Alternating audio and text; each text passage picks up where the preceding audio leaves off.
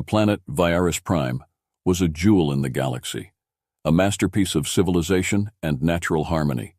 Its sky shimmered with hues of lavender and gold, its floating cities connected by beams of light that seemed to defy the laws of gravity. Towers of translucent crystal spiraled into the sky, casting rainbows across a landscape where wilderness met urban design in perfect synchronization. The Galaxians, tall and graceful beings with luminous skin and eyes that glowed with knowledge, had spent millennia perfecting their world, crafting a utopia where every aspect of life was regulated and optimized. To them, Virus Prime was the center of the universe, an embodiment of their superiority as a species. They had explored the stars, made contact with numerous civilizations, and over time had come to see themselves as the pinnacle of evolution. Every other species was categorized and judged, and few had earned the Galaxians' respect. Humans, especially, were deemed the lowest of the low. Earth, from the Galaxians' perspective, was a planet of chaos. It was a world overrun by violence, greed, and environmental destruction.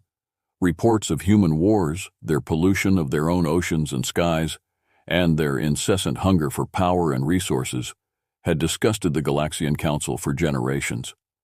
To them, humans were little more than filthy animals, creatures driven by base instincts, incapable of the refinement and enlightenment the Galaxians had achieved. For centuries, humans had been banned from entering Galaxian space. But in recent years, Earth's technology had rapidly advanced, catching the attention of other spacefaring races.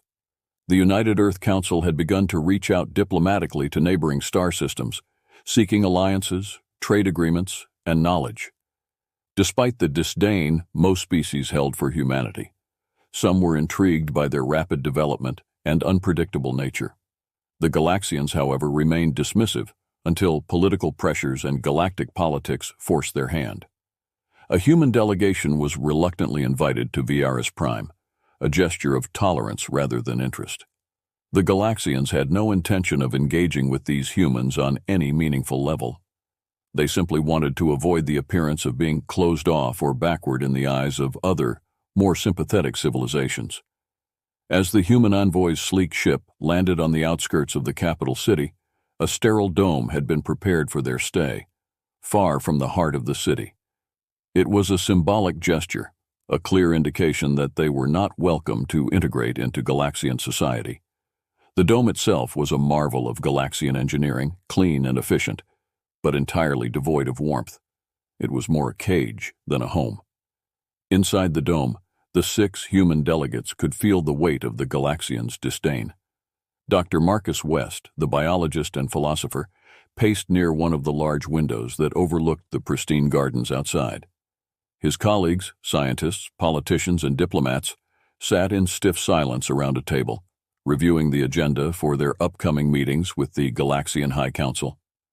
Despite their outward professionalism, there was an undercurrent of anxiety in the room. "They hate us," Dr. Sylvia Wren, the lead diplomat, muttered under her breath as she stared at her datapad. "They don't even try to hide it." Marcus nodded, but said nothing. He had known this mission would be difficult, but the open hostility they had encountered since landing had surprised even him. The Galaxians, once seen as almost mythical beings by Earth scientists, were colder and more arrogant than he had expected. They had hardly spoken to the humans since their arrival, communicating only through formal, automated messages.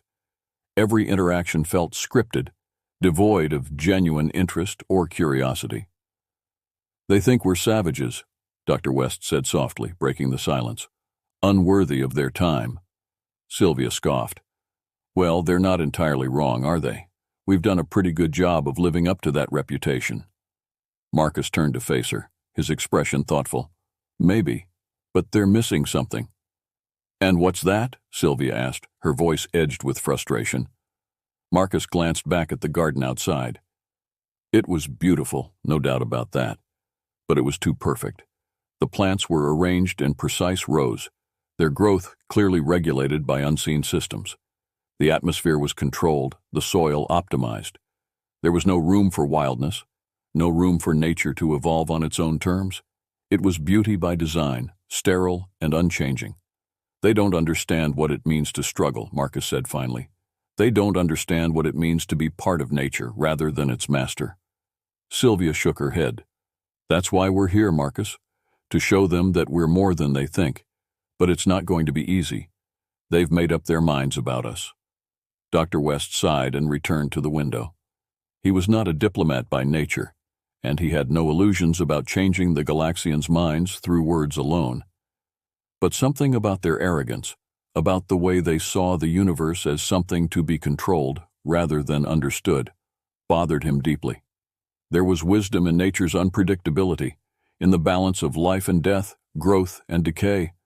The Galaxians had sterilized their world, removed the chaos, and in doing so, they had lost something essential. As the day of the first formal meeting approached, the human delegation prepared for what they expected to be a cold, formal encounter. The Galaxians had insisted on a tour of their Grand Arboretum as a way of introducing the humans to the splendor of Viaris Prime. Dr. West, though he had no official role in the talks, was invited to join due to his background in biology. The Arboretum was renowned throughout the galaxy, a symbol of Galaxian mastery over the natural world. It contained plants from every known planet, perfectly preserved and curated within their carefully controlled environments. To the Galaxians, it was the ultimate expression of their civilization's triumph over nature. But as Marcus West stepped into the Arboretum for the first time, his sharp eyes caught something the Galaxians had missed, something that would change everything. The Grand Arboretum of Viaris Prime was a marvel of botanical engineering, a paradise that spanned nearly a mile within the heart of the Galaxian capital. To the Galaxians, it was not just a garden. It was a testament to their ability to shape and perfect nature. Towering trees from distant moons, delicate flowers from the wildest corners of the galaxy, and rare plants whose seeds had been gathered from planets now long extinct were all displayed in perfect harmony. For the human delegation, the Arboretum tour was meant to be a demonstration of Galaxian superiority. The message was clear. Look at what we can achieve. Can you even begin to understand this level of mastery? Dr. Marcus West entered the Arboretum alongside his fellow delegates, their Galaxian guide floating ahead on a small anti-gravity platform, delivering a rehearsed and clinical speech about the various plant species they encountered. Marcus, however, barely listened. The moment he stepped into the garden, he was overwhelmed by the sheer diversity of life surrounding him. Plants from hundreds of worlds thrived under the artificial skies, their colors and shapes unlike anything he had ever seen before. Yet something felt wrong. To most, the Arboretum was breathtaking, a spectacle of natural beauty. But to Marcus, it was unsettling. The plants were too orderly, too controlled. The air smelled faintly of chemicals, masking the true scent of growth and decay that should have been present in a place so lush with life. Every leaf, every petal was in its place, as if they had been arranged by some unseen hand. There was no wildness here, no freedom for nature to express itself in its chaotic, unpredictable way. As they walked, Marcus began to fall behind the group, his curiosity taking over. His fellow delegates were focused on the presentation, eager to make a good impression on their Galaxian hosts. But Marcus was drawn toward a small, secluded alcove at the edge of the garden. It was quiet there, away from the main paths. He stepped through a delicate archway, his attention caught by a strange, glowing plant in the center of the space. The Viaris bloom. Marcus had heard of this plant before. It was one of the Galaxians' most prized botanical specimens, a flower that had become a symbol of their civilization. Its petals were said to glow with a soft, iridescent light, and it only bloomed once every few centuries under perfect conditions.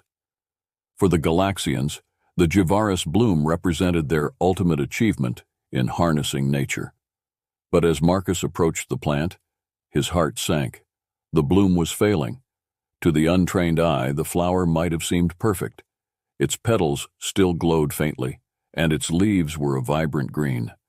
But Marcus noticed the subtle signs of decay. The edges of the petals were beginning to curl inward, and the veins in the leaves were darkening, an indication that the plant was under stress. The soil around the bloom was too dense, oversaturated with nutrients, and the atmosphere within its protective dome felt off, too dry, too sterile. Marcus crouched beside the flower, his brow furrowed in concern. This was no ordinary plant. It had been manipulated to thrive in an artificial environment. But in their arrogance, the Galaxians had overdone it.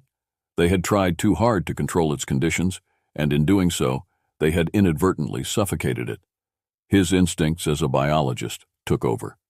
He didn't stop to think about protocol or the consequences of interfering with the sacred plant. He simply knew that if nothing was done, the Javaris bloom would wither and die within days. Marcus quickly accessed his portable synthesizer, a small device he had brought with him to record data on the plants he encountered. But it was more than just a tool for observation. It was a highly advanced piece of Earth technology, capable of analyzing and modifying the chemical composition of biological material in real time. He began adjusting the levels of nitrogen, phosphorus, and potassium in the soil, reducing the overabundance of nutrients that were slowly poisoning the plant. The Galaxian attendants, who had been following the group from a distance, noticed Marcus crouching near the Javaris bloom and immediately rushed toward him. Their expressions twisted with horror as they saw the human touching one of their most sacred symbols. "Stop! What are you doing?" one of the attendants shouted, their voice tinged with panic. Marcus didn't look up. He was too focused on his work, adjusting the moisture levels inside the dome to create a more natural, humid environment. He could hear the Galaxians approaching, their footsteps quickening, but he wasn't finished. The bloom needed more time. "Security!" one of the Galaxians barked into a communicator. "We have a breach in the Arboretum. A human is tampering with the Javaris bloom." The human delegates, hearing the commotion, turned back, their faces pale with dread. Dr. Sylvia Wren, the lead diplomat, rushed forward, her heart pounding in her chest. "Marcus, what are you doing?" she hissed, her voice low and urgent. "They'll arrest you for this." "Just a moment," Marcus muttered, not looking away from the bloom. His fingers moved with practiced precision over his synthesizer, making final adjustments. "It's almost done." By now, a small crowd of Galaxian officials and attendants had gathered, their faces a mixture of outrage and confusion. To them, Marcus was committing an unforgivable act of sacrilege. They had considered humans to be uncivilized beasts, and now this one was confirming all their worst assumptions by tampering with one of their most prized possessions. Just as one of the Galaxian guards reached for Marcus, intending to drag him away, a soft glow filled the room. The Javaris bloom, once dim and wilting, began to pulse with vibrant ethereal light. Its petals, which had been curling inward, now spread wide, their edges shimmering with iridescence. The flower radiated life in a way that no Galaxian had ever seen before. The guards froze in place. The Galaxians stared, mouths agape, as the bloom continued to glow brighter and more beautifully than it ever had.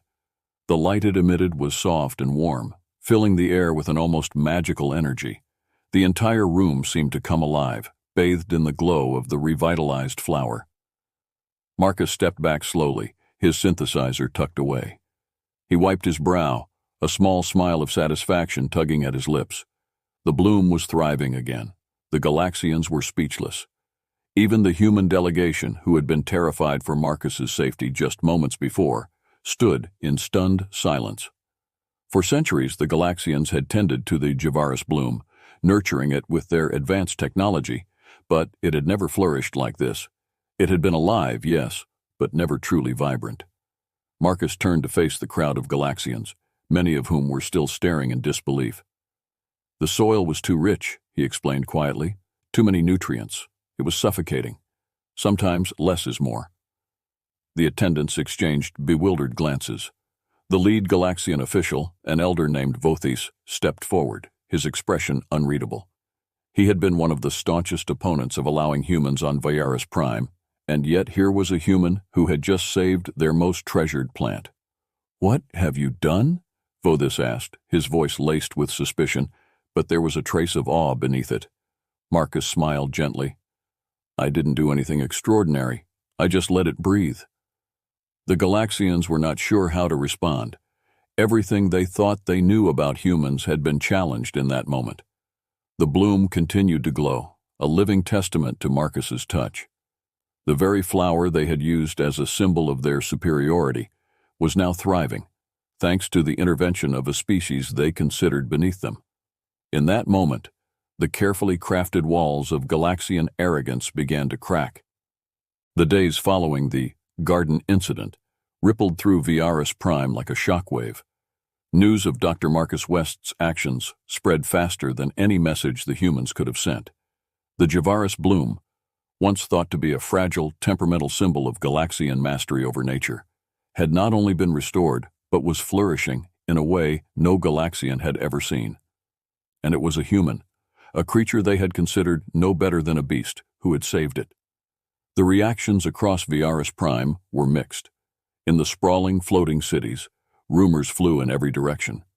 Many of the ordinary citizens were enraged, convinced that the humans had desecrated their sacred garden.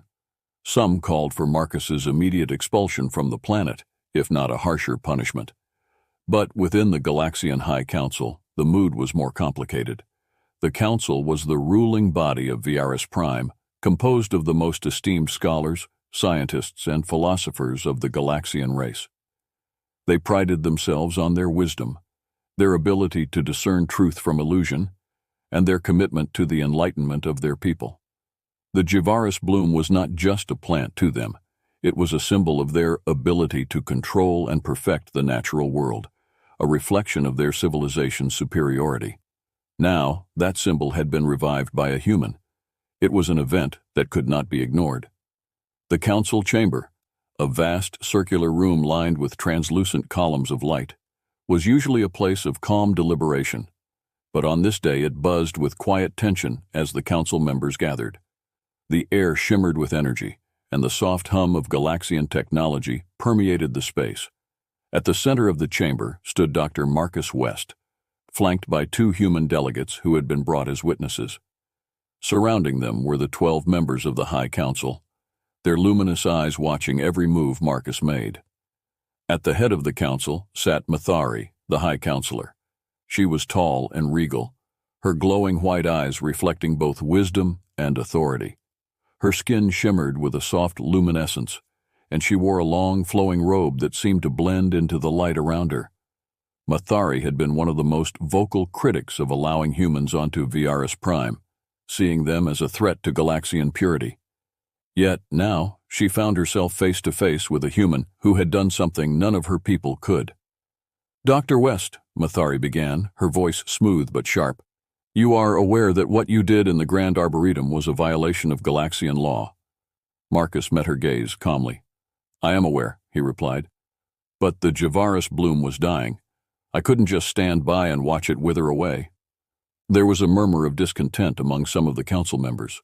Mathari raised a hand to silence them. "And you believed you had the knowledge, the expertise, to interfere with one of our most sacred symbols?" Marcus took a deep breath.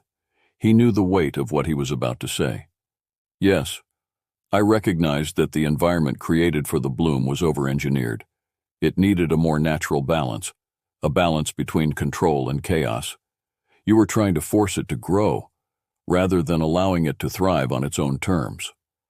The council members exchanged glances, clearly unsettled by Marcus's words.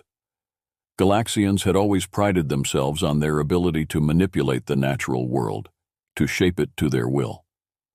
The idea that they could have been doing it wrong, especially in the case of the Javaris bloom, was unthinkable to many of them. One of the council members, a middle-aged Galaxian named Lyros, spoke up. "You assume that your primitive understanding of biology surpasses our knowledge? We have been cultivating that bloom for centuries. How could you, a human, know better?" Marcus looked at Lyros, his expression calm but intense. "I don't claim to know better. I only claim to see something different. My understanding of biology isn't about control. It's about balance. You've spent so long trying to perfect the bloom, you forgot that nature has its own way of evolving. Sometimes it requires less interference, not more." Mathari narrowed her glowing eyes. Her curiosity piqued despite herself. "Explain," she said, her voice quieter now. Marcus relaxed slightly, encouraged by the shift in tone. "Your technology is extraordinary, no doubt. But life isn't something that can be perfected through force. It adapts, it changes in ways we can't always predict. The bloom needed to breathe. Its soil was overloaded with nutrients, its atmosphere too controlled. In trying to protect it, you were suffocating it. Sometimes, you have to let life find its own way. The silence that followed was heavy, as if the entire chamber were holding its breath. Marcus could see the conflict in the faces of the council members. For them, this was not just about a flower. It was about their entire worldview, their belief in their civilization's absolute superiority over all others. To accept Marcus's words would be to acknowledge that they had been wrong, or at least that they had overlooked something fundamental. After what felt like an eternity, Mathari leaned forward slightly. "And you claim that humans, a race known for its destruction of its own environment, have a deeper understanding of this balance?" Marcus nodded slowly. "We've made more mistakes than I can count. We've brought our planet to the brink of ruin, yes, but we've also learned from those mistakes. We've seen what happens when we try to control too much, and we're starting to understand that there's wisdom in letting things grow naturally, even if it means accepting some chaos." Another council member, a younger Galaxian named Arioth, who had been silently observing, spoke for the first time. "Are you saying that humans' mistakes make them wiser than we are?" Marcus hesitated, choosing his words carefully. "I'm saying that our failures have taught us humility. We've learned that we can't always control everything. Sometimes the most profound lessons come from understanding what we don't know." A ripple of energy seemed to pass through the room. The council members shifted in their seats, and the tension began to soften. There was something in Marcus's words that resonated, something that touched a nerve the Galaxians had long ignored. Their civilization had always been about perfection, about control. But perhaps in their quest for mastery, they had lost sight of the beauty in imperfection. Mathari leaned back in her chair, her eyes fixed on Marcus. "You speak of humility, Dr. West, and yet you acted with great arrogance when you interfered with the bloom." Marcus met her gaze without flinching. "It wasn't arrogance. It was respect for the life you've worked so hard to preserve. I knew I was risking your wrath, but I couldn't stand by and watch something so beautiful die. Not when I knew I could help." There was another long silence. Finally, Mathari sighed, the glow of her eyes dimming slightly. "Perhaps we have been too quick to judge your species," she said quietly. "You have shown us something today that we did not expect." Arioth nodded in agreement. "Indeed. Perhaps there is more to humanity than we have given credit for." Mathari stood, and the rest of the council followed. "Dr. Marcus West," she said formally, her voice carrying a tone of finality. "You have violated our laws, but in doing so, you have taught us a valuable lesson. We will not forget this.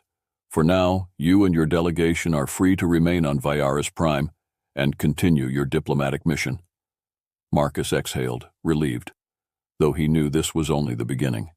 The Galaxians had not fully accepted humans yet, but a door had been opened, one that might eventually lead to something greater. As the human delegation left the chamber, Sylvia Wren turned to Marcus, her eyes wide with disbelief.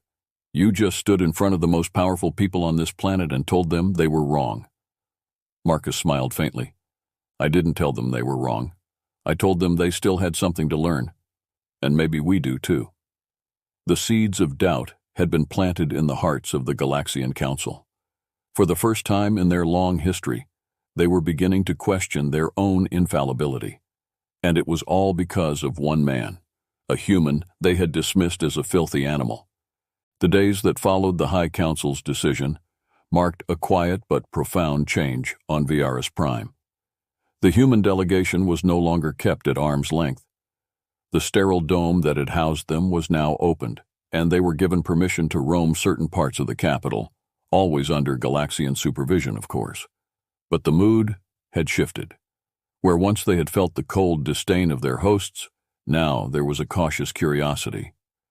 Word of Dr. Marcus West's intervention in the Arboretum had spread beyond the capital, reaching the distant cities and wilderness settlements of Viaris Prime.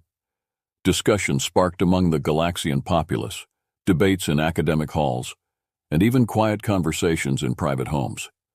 Could it be that humans, the very creatures they had long dismissed as primitive and destructive, possessed knowledge and insights the Galaxians had overlooked? The High Council, still reeling from their encounter with Marcus, quietly began to invite him to informal discussions. These were not the cold, formal exchanges of the earlier diplomatic meetings, but more open dialogues, held in small, intimate settings. The council members, especially Mathari and Arioth, wanted to understand the mind of the man who had so calmly challenged the very foundation of their beliefs. One evening, Marcus found himself sitting with Mathari and a few other council members in a lush private garden, nestled high in one of the floating towers. The garden was unlike the arboretum, less controlled, more wild. Vines crept along stone paths, and the air was rich with the scent of unregulated plant growth. It was a place of quiet reflection, where Galaxian leaders often came to meditate. Mathari had grown increasingly fascinated by Marcus, though she would never admit it aloud. His views were so alien to her own, yet they stirred something within her, a sense of discomfort, yes, but also intrigue. As they sat together under the softly glowing night sky of Viaris Prime, she broke the silence. "You speak often of balance, Dr. West," Mathari said, her eyes glowing faintly in the dim light. "Yet your people have spent centuries in conflict with nature, with themselves. How can you claim to understand what we have spent millennia perfecting?" Marcus gazed out at the wilderness surrounding them, the untamed beauty of the garden a stark contrast to the meticulously controlled arboretum.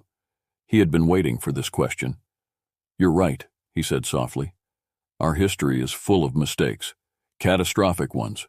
We've fought wars over resources, polluted our own planet, and brought many species to extinction. But through those failures, we've learned something important. We've learned that control isn't always the answer. Nature is about more than just order. It's about chaos, growth, decay, and regeneration. When we try to control everything, we stifle that process. Sometimes the greatest wisdom lies in stepping back and letting life take its course." Mathari watched him closely, her expression unreadable. "You think we have stifled life on our own world?" Marcus turned to her, his gaze steady. "Not entirely, but in some ways, yes. The Javaris bloom is a perfect example. You tried so hard to protect it, to control its environment, that you forgot it was a living thing. Life needs space to adapt, to evolve. Perfection isn't a static state. It's a process." Arioth, sitting nearby, leaned forward. "And you believe humans have mastered this process? That your chaos is more valuable than our order?" Marcus smiled, a touch of sadness in his eyes. "No, we haven't mastered anything. We're still learning, just like you. But what I've come to realize is that wisdom isn't about control. It's about understanding the limits of control. We can shape the world, yes, but we have to remember that we're part of it, not above it." There was a long silence as the Galaxians absorbed his words. Mathari, for the first time in her long life, felt a flicker of doubt.